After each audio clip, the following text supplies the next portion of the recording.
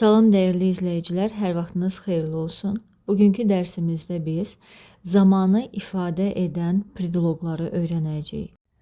Bütün padejlərin predloqlarına baxacağıq. İlk əvvəl başlayırıq родительный padejdən, yəni yiyəlik haldan.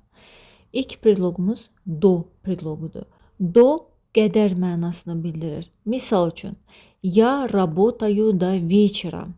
Mən axşama qədər işləyirəm. Я работаю до 8 часов. Mən saat 8-ə qədər işləyirəm. Digər predloq isə s predloqudur və dan-dən mənasını bildirir. Misal üçün, mən desəm ki, axşamdan işləyirəm. Я работаю с вечера. Mən saat 8-dən işləyirəm. Я работаю с 8. İndi bu predloqların ikisini də bir cümlədə işlədə bilərik. Misal üçün, mən desəm ki, mən səhər 8-dən axşam saat 6-ya qədər işləyirəm. Я работаю с 8 часов утра до 6 часов вечера. Digər predloq okolo predloqudur. Okolo yaxın mənasını bildirir. Yəni təqribən bir zamanı bildirəndə. Misal üçün, mən desəm ki, mən 2 saata yaxın işlədim. Я работала около 2 часов. Bu saat 2-yə qədər işləmək deyil. 2 saat işləmək günün istənilən vaxtında. Və yaxud da mən orada 2 aya yaxın işlədim. Я работала там около 2 месяцев. Родительный падежin sonuncu zamanı göstərən predloqu после predloqudur. После sonra mənasını bildirir. Misal üçün, Давай встретимся после работы. Gəl işdən sonra görüşək. Bu videonu izləyənlər və rus dilində müəyyən bir səviyyəyə gəlib çatanlarda sual yaranacaq ki, bəs bez predloqunu niyə işlətmirik? Bez predloqu sırf saatın qalmağını göstərir. Bəli, o da zamana aiddir, amma bizim bunun üçün ayrıca bir videomuz var. Saat videosu. Oradan izləyə bilərsiniz. Buradakı predloqlar isə həm saatla, həm də ümumiyyətlə ay, il, həftə bu kimi zaman bölümləri ilə də işlənən predloqlardır. Digər predloq dательный падежin predloqu olan po predloqudur. Hansı hallarda işlədirik? Misal üçün, mən desəm ki, biz hər ikinci gün görüşürük və yaxud da biz hər üçüncü gün görüşürük. Onda винительный падежlə belə işlədirik. Мы встречаемся каждый вторник və yaxud da мы встречаемся каждую среду. Bu винительный падежdə, каждый işlədəndə. Bir də var ki, biz Azərbaycan dilində necə deyirik? Biz ikinci günlər görüşürük. Biz üçüncü günlər görüşürük. Belə olan halda biz po predloqunu işlədirik və dательный падежin cəmində olur söz. Misal üçün, мы встречаемся по вторникам. Мы встречаемся по средам. Dательный падежin bilirsiniz ki, iki predloqu var. Digər predloqu k predloqudur və zamanla işlədə bilərik. K necə ki, normal halda işlədəndə bir şeyin yanına olan istiqaməti bildirirsə, zamanla işlədəndə də bir şeyə yaxın, bir hadisəyə yaxın zamanı bildirir. Misal üçün, приходите к вечеру. Axşama yaxın gəlin. Və yaxud da приходите к 8 вечера. Axşam saat 8-ə yaxın gəlin. Yəni 8-ə qədər yox. 8-ə qədər olsa do 8 deyərik. 8-ə qədər gəlin. Amma k 8, yəni 8-ə yaxın vaxta gəlin. İndi isə yenidən po predloquna baxacağıq. Po predloqu indi işlədəcəyimiz kontekstdə dательный падежin predloqu kimi yox, məhz винительный падежin predloqu kimi göstərəcək özünü. Amma siz bilirsiniz ki, винительный падежdə po predloqunu işlətmirik, amma bəzi hallarda biz po predloqunu винительный падежdə işlədirik. Misal üçün, mən desəm ki, mən həftənin 1-ci günündən 5-ci gününə qədər işləyirəm, onda родительный падежin s predloqunu və po predloqunu винительный падежə işlədəcəm. Misal üçün, я работаю с понедельника по пятницу. Artıq bəllidir ki, 1-ci gündən 5-ci gündə daxil olmaqla mən həftənin 5 gününü işləyirəm. Винительный падежin digər predloqu za predloqudur, ərzində mənasını bildirir. Misal üçün, mən rus dilini 3 il ərzində öyrəndim və mütləq s və feillər işlənir bu predloqu işlədəndə. Я выучила русский язык за 3 года. Digər hallarda za predloqunu işlədirik. Misal üçün, gəlməmişdən 10 dəqiqə əvvəl zəng elə. Позвони за 10 минут до приезда.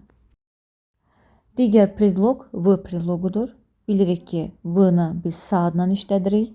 Misal üçün, saat 3-də görüşək, встретимся в 3 часа deyəcəyik. Başqa hallarda isə biz v predloqunu həftənin günləri ilə işlədirik. Misal üçün, 5-ci gün bizə gəlin. Приходите к нам в пятницу. Или в субботу, в воскресенье. Hansı günü demək istəsək. Burada bir dəfədən söhbət gedir. Görürsünüz, bayaq biz hər 5-ci gün desəydik, deyərdik каждую пятницу. Və ya da 5-ci günlər desəydik, deyərdik по пятницам. Burada isə bir 5-ci gündən söhbət gedir.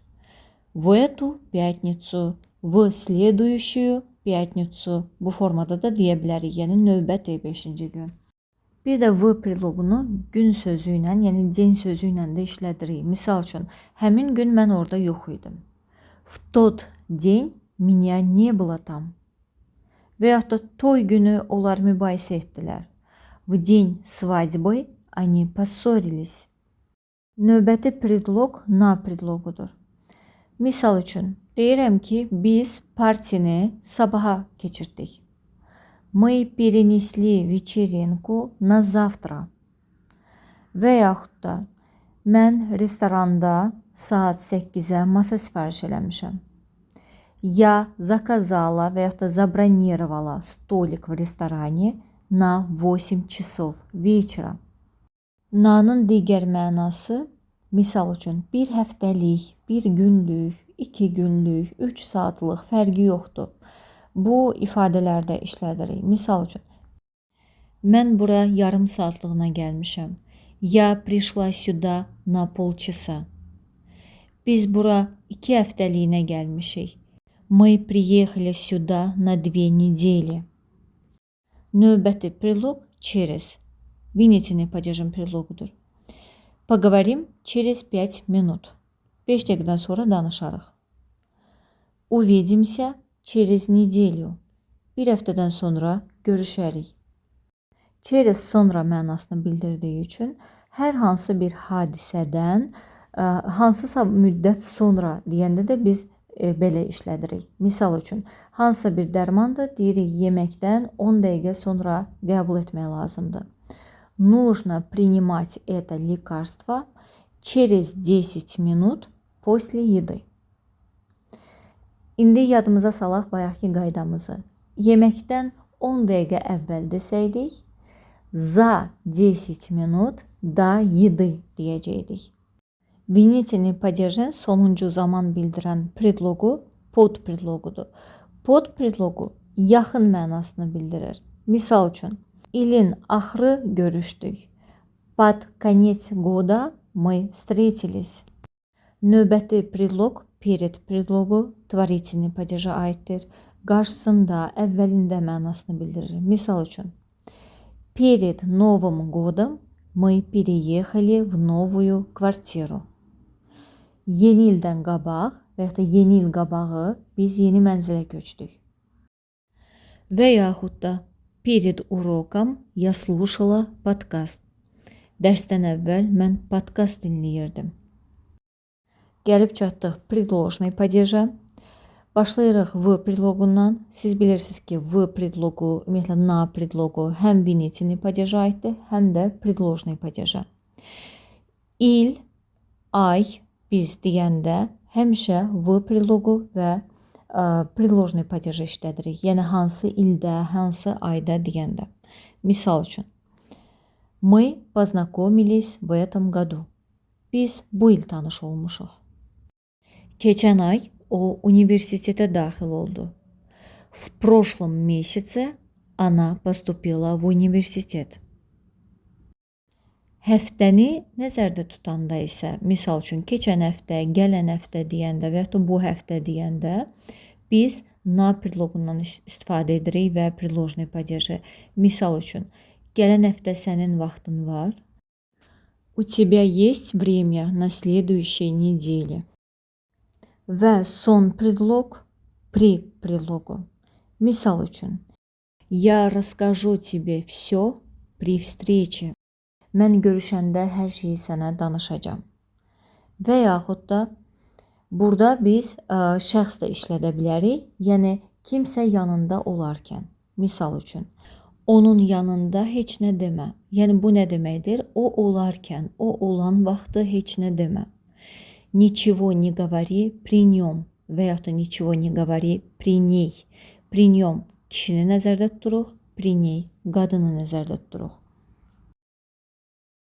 Bu qədər əziz izləyicilər. Ümid edirəm bu dərs sizin üçün faydalı oldu. Sağ olun, növbəti dərsimizdə görüşənədək.